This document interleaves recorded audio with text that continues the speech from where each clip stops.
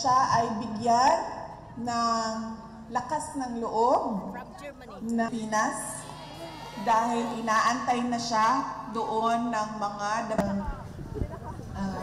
medyas at iba't iba pang mga gamit. No? Yung pagpapasalamat sa ating mga kababayan sa iba't ibang panig ng mundo. I would like to request all the participants sa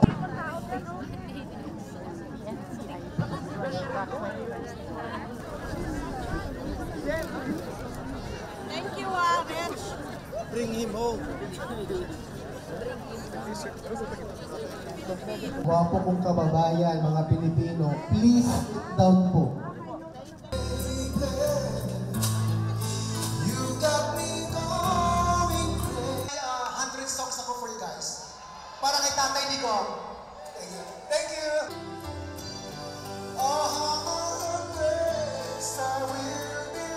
I would like to remind everyone na merong stick na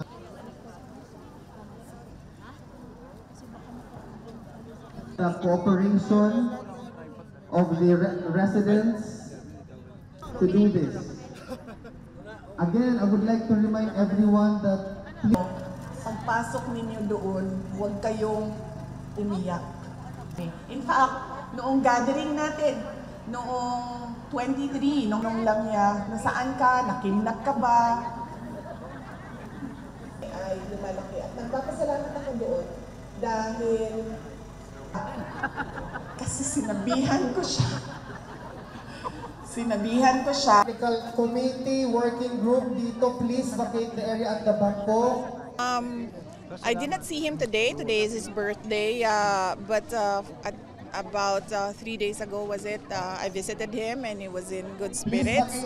He seems to be better now, but all his complaints are the complaints of an 80-year-old. The headaches, the body aches. Told them that you can express your anger, you can express your support, you can say your prayers, but let us allow the lawyers to work on the ICC case. Well, I don't think that he has a case to answer. I think it's very unfair for him to be here as a Filipino citizen. I believe that we have a really fair justice system. It's working right now. Otherwise, why is he here?